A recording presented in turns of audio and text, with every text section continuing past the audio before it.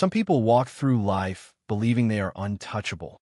They wield authority like a weapon, deciding who is worthy, who belongs, and who needs to be reminded of their place. They speak with a certainty that the world exists to serve them. They never question their own power, until it's too late. This was supposed to be just another routine flight, first class, where exclusivity reigns and privilege is rarely questioned.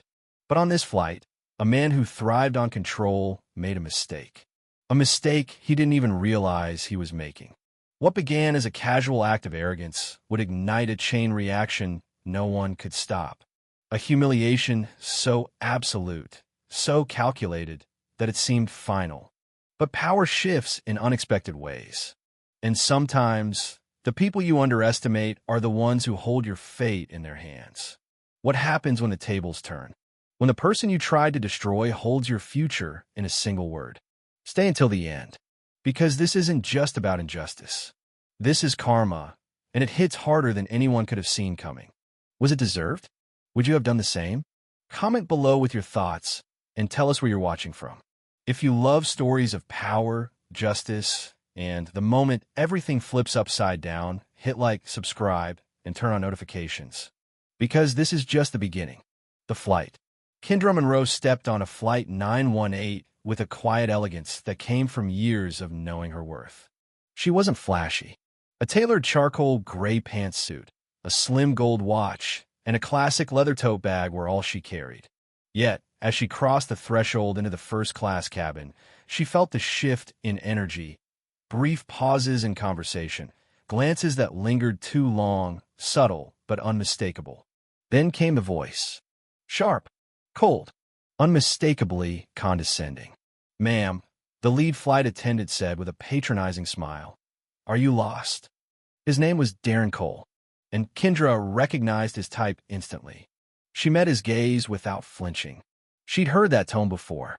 In conference rooms, in exclusive country clubs. The tone that politely dismissed, thinly veiled as courtesy. "I'm exactly where I need to be," she replied. "Seat 2A.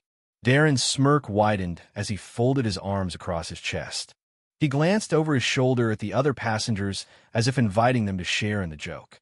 "Well, that's a surprise," he mused. "We don't see many executive assistants flying up here. Are you sure this isn't for your employer?" A low chuckle rippled from a corner of the cabin. A businessman lowered his newspaper just enough to smirk. A woman wearing oversized sunglasses sipped her champagne and failed to hide her amusement. Kendra exhaled slowly. She wasn't going to take the bait. Without a word, she pulled her ticket from her tote and handed it to Darren. He barely glanced at it before whistling softly. Well, he said, "I stand corrected." But as she reached for the ticket, he pulled it back at the last second. "You wouldn't believe how many people try to sneak into first class," he added. "It's a real problem." Kendra's expression didn't change. She had dealt with men like him before. "And yet, here I am," she replied, her tone cool. "Legally seated. Will you let me pass? Or do I need to call someone?" Something in her voice wiped the smirk off Darren's face. He clicked his tongue and finally stepped aside. "By all means," he said, "enjoy your flight." But the way he said it made it clear he had no intention of making that easy. The challenge begins. As Kendra took her seat, she could feel the weight of the stairs behind her. It was the same look she had seen when she'd walked into those old, established boardrooms, the kind where people questioned whether she belonged before she even opened her mouth. But this time, there was no deal to win, no boardroom to dominate, just a flight, and a man who had already decided she didn't belong. She adjusted her seatbelt, jaw tight, heartbeat steady. A young flight attendant approached, barely in her 20s, with nervous energy written all over her face. "Can I get you something to drink, ma'am?" the girl asked, smiling with effort. Before Kendra could answer, Darren's voice boomed through the intercom. "Ladies and gentlemen, before we begin our service, we'd like to remind passengers that seating assignments must be followed. If you're unsure about your seat, please check your boarding pass or speak with a crew member." The message was clear, the subtext even clearer. The businessman beside her leaned in. "They've been cracking down on people sneaking into first class," he said with a smirk. Can't blame them. Standards have to be maintained. Kendra turned her head slightly. Standards, she echoed. The young flight attendant blushed furiously and mumbled, "I'll be right back," before hurrying away. Darren passed by moments later, slowing as he approached. He reached for the overhead bin, adjusting her carry-on with deliberate exaggeration. "Some bags," he muttered. "Don't look like they belong up here." Kendra forced herself to inhale, exhale, and remain calm. The plane hadn't even taken off yet. The careful shuffle of footsteps drew Kendra's attention. Her father, Charles Monroe, approached, walking slowly but with dignity. His once powerful frame had thinned with age.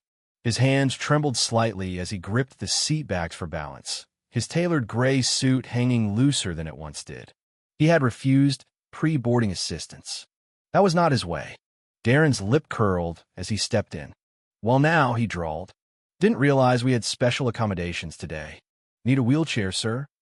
Charles said nothing, struggling with the overhead bin, his shaking hands making it impossible to lift the suitcase. Darren crossed his arms and waited. Finally, he turned to a nearby passenger. "Would you mind helping him? Otherwise, it might take a while." The man hesitated but reached out. Charles shook his head. "I can handle it," he said, voice strained but unwavering. Darren smirked. "Of course. Take your time." When the suitcase slipped, Darren caught it with theatrical flair. "Whoops," he said softly, setting it away with a condescending pat. Kendra's fists clenched beneath her tray table. The escalation. Darren returned later with a drink. He handed Charles a glass of water, but let go a second too soon. It spilled across Charles's lap. "Oh no," Darren said, his tone laced with fake concern. "You might want to clean that up. These seats are real leather." He tossed a napkin onto Charles's chest like he was tossing out trash. Kendra's heart pounded. She wanted to stand up, to scream, but her father's hand covered hers. "Don't give him what he wants," Charles whispered. She forced herself to sit still. Darren moved through the cabin like a man performing for an audience. When meal service arrived, he gave them their choice, but found ways to humiliate them with every word. "Filet mignon," Kendra said evenly. He smiled. "Excellent choice. Tenderized already, just how you like it." And then he dumped the plate into her lap. The turning point. Kendra didn't move. She didn't flinch. The red wine sauce soaked into her suit, a deep stain that matched the burning humiliation on her skin. Darren leaned in. "Would you like a replacement? Or have you had enough?" "Replacement," she said, voice steady. He brought another tray, this time without incident, but whispered as he set it down. "Hope this one's easier to chew." Her father squeezed her hand. "Not yet," he whispered. "The fall." But Darren wasn't finished.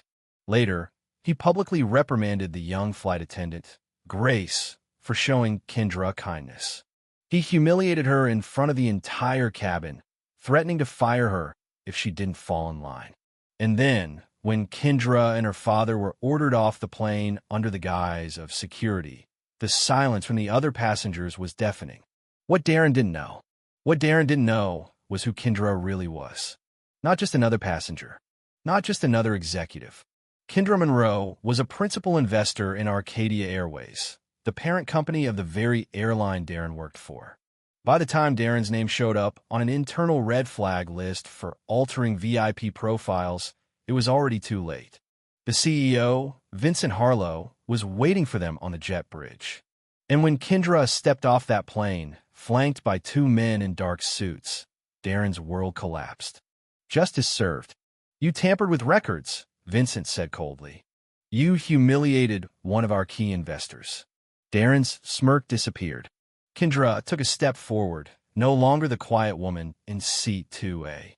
"You thought you could erase me," she said softly. "Let me show you what that feels like." Darren was fired on the spot.